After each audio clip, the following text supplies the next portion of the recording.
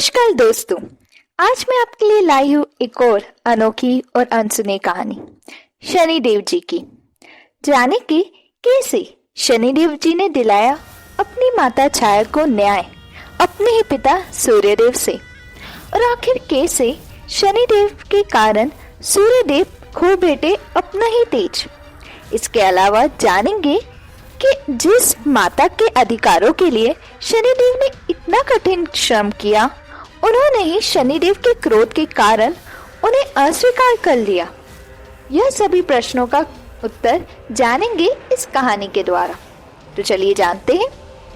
एक बार शनिदेव को जब बालावस्था में अपनी माता पे हुए अन्याय के बारे में ज्ञात हुआ, वे तत्काल अपनी माता संग सूर्यमंडल के लिए प्रस्थान कर जाते हैं।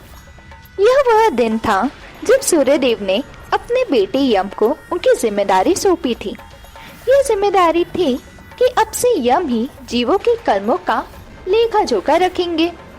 वो ही यह निर्धारित करेंगे कौन सी जीव आत्मा अपने कर्मों के अनुसार नरक जाएगी अथवा कौन सी स्वर्ग के सुख भोगने की अधिकारी बनेगी। तभी वह शनिदेव आ जाते हैं।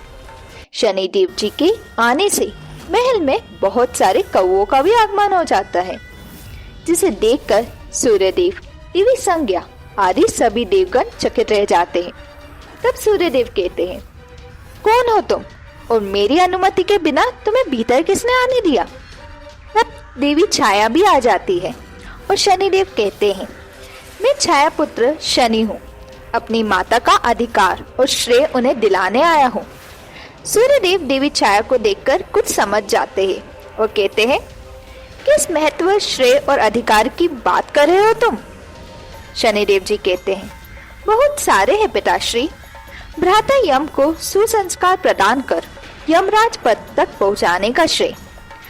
जब आपके संतानों को माँ की ममता की सर्वाधिक आवश्यकता थी और उनकी अपनी माँ उस समय अनुपस्थित थी, तो मेरी माँ अपने पुत्रों से भी अधिक आपकी संतानों का ध्यान रखने का श्रेय, आपकी अर्धांगिनी के रूप में समस्त कर्तव्य निभाने का श्रेय, आपके तेज और ताप को सहकर अनुपम त्याग की भावना से आपकी सेवा में सदैव तत्पर रहने का श्रेय, दुर्बल स्वार्थी न होकर अपने स्वामी और अपने संतानों का परित्याग न करने का श्रेय।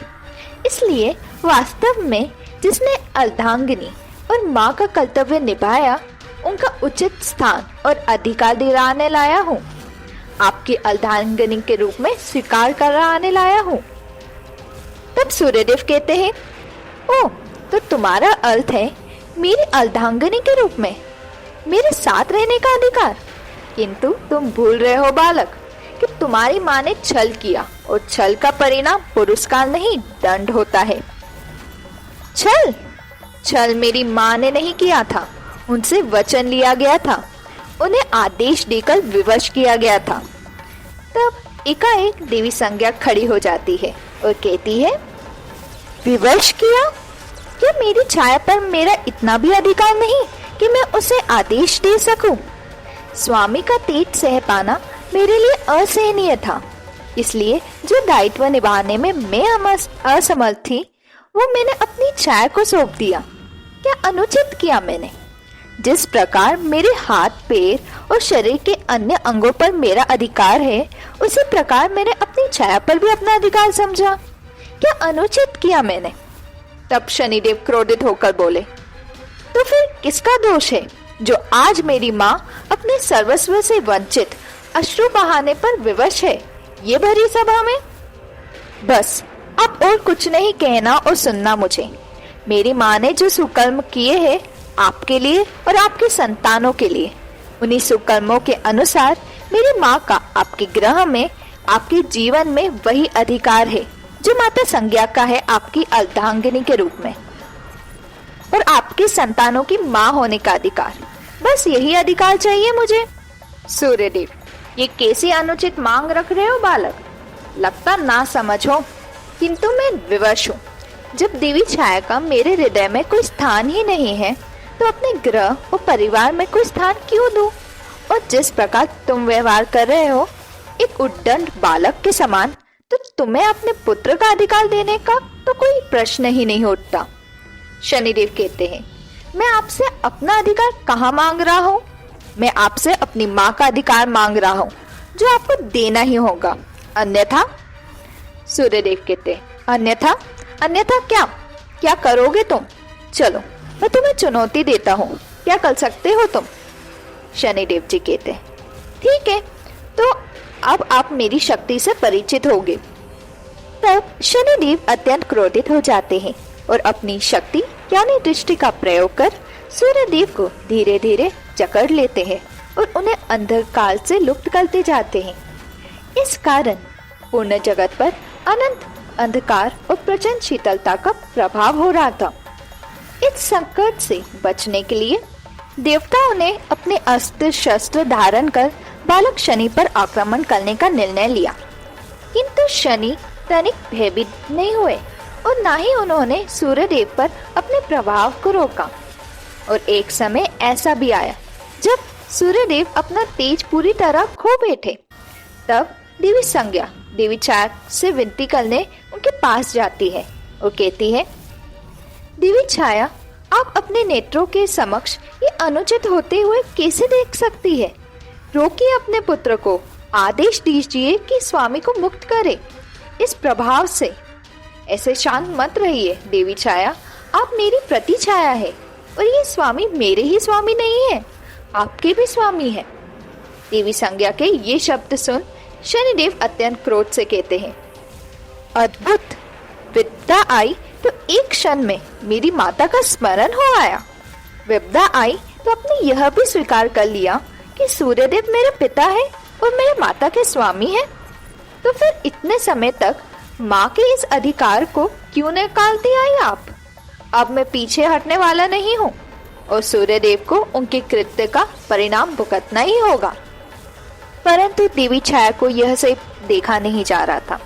वो शनिदेव को यह सब रोकने के लिए कहती है, क्योंकि यह सब करके वे सूर्यदेव को ही नहीं उन्हें भी दंडित कर रहे थे।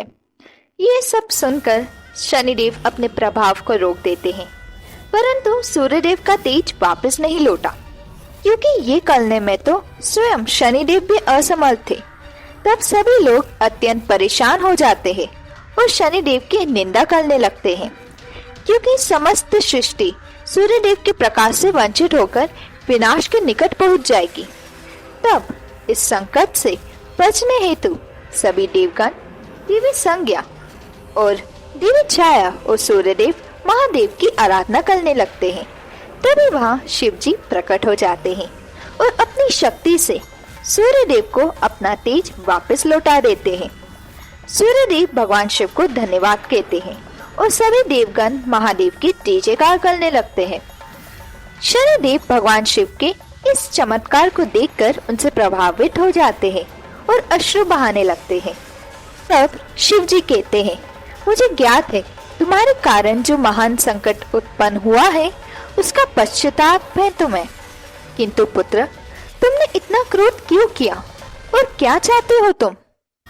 जब शनिदेव जी कहते हैं, प्रभु माँ की पीड़ा मुझसे नहीं सहन की जाती और यहाँ मेरी माँ के साथ अन्याय हो रहा है, इसलिए मैं तो बस इतना ही आशीर्वाद चाहता हूँ आपसे कि मुझे अपना अधिकार भले ही प्राप्त ना हो, किंतु मेरी माँ वंचित ना रहे, उन्हें वो स्थान प्राप्त हो जो उन्होंने अपने सुकर्मों से अर्जित किया है।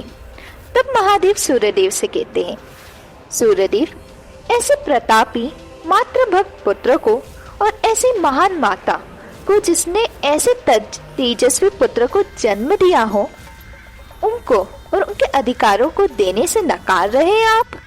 और माँ तो स्वयं भगवान का ही स्वरूप होती है, उसे रुष्ट करने का अर्थ भगवान को रुष्ट करना होता है। इतना कहकर महादेव वहां से अंतर्ध्यान हो जाते हैं। महादेव के प्रभाव से सूर्यदेव को अपनी भूल का आभास होता है और वो देवी छाया से कहते हैं, मुझे क्षमा करे देवी, मुझे क्षमा करो पुत्र। आप समस्त देवताओं की उपस्थिति में मैं देवी छाया को अपनी अर्धांगिनी और शनि को अपने पुत्र के रूप में स्वीकार करता हूँ। आखिरकार शनिदेव जी को वो प्राप्त हो गया जो उन्हें अपनी माता के लिए चाहिए था। परंतु जब सब उन्हें सूर्यपुत्र के नाम से पुकारने लगते हैं, तब सूर्यदेव के द्वारा उनके प्रति कहे गए कटु वचन और किया गया अपराध स्मरण आ जाता है और वो एकाएक कहते हैं, रुकिए, मुझे ये स्वीकार नहीं, मुझे आपका पुत्र पुकारे जाने की कोई इच्छा नहीं। आज आप सभी के समक्ष इस भरी सभा में मेरी माँ को अपनी पत्नी के रूप में स्वीकार कर लिया, यही पर्याप्त है मेरे लिए। जिस पुत्र को आपने पूर्व में अस्वीकार किया, उसको आपकी कोई आवश्यकता नहीं है। तब देवी छाया कहती है, ये तुम क्या कह रहे हो पुत्र, ये तुम्हारे पिता है।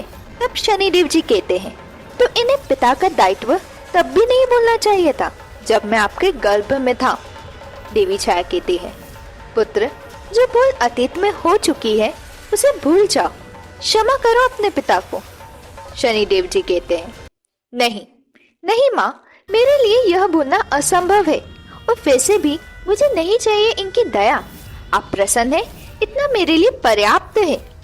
किंतु मैं इन्हें कभी भी क्षमा नहीं कर सकता और कभी भी अपने पिता के रूप में स्वीकार नहीं कर सकता। तब देवी छाया को भी अपने पुत्र पर क्रोध आ जाता है और वे कहती है, यदि ये तुम्हें अपने पिता के रूप में स्वीकार नहीं है, तो तुम भी मुझे अपने पुत्र के रूप में स्वीकार नहीं हो। हाँ, तुमने अपने क्रोध के कारण अपने पिता को ही नहीं, अपनी माता को भी खो दिया। जाओ, किसी निर्जन स्थान पर जाकर ध्यान करो, तपस्या करो और अपने क्रोध को शांत करो। तब मेरे पास लौट कर आना और इन्हें अपने पिता के रूप में स्वीकार करना, तभी मैं तुम्हें अपने पुत्र के रूप में स्वीकार करूंगी। अन्यथा मुझे कभी भी अपनी माँ कहकर नहीं पुकारना। अपनी माता के ये कटु वचन सुन शनिदेव अत्यंत दुखी हो जाते हैं, किंतु मातृभक्त होने के कारण उन्हें अपने माता के वचनों का पालन करना पड़ा। इसलिए वे अपने क्रोध को शांत करने हेतु तपस्या करने के लिए प्रस्थान कर जाते हैं। तो यह थी शनिदेव के त्याग और अन्याय सहन करने की विवशता की एक और कहानी। ऐसी ही कहानियां जानने के लिए do like, share and subscribe to Bhakti Kathayen. दोस्तों, कमेंट करना भी मत भूलना।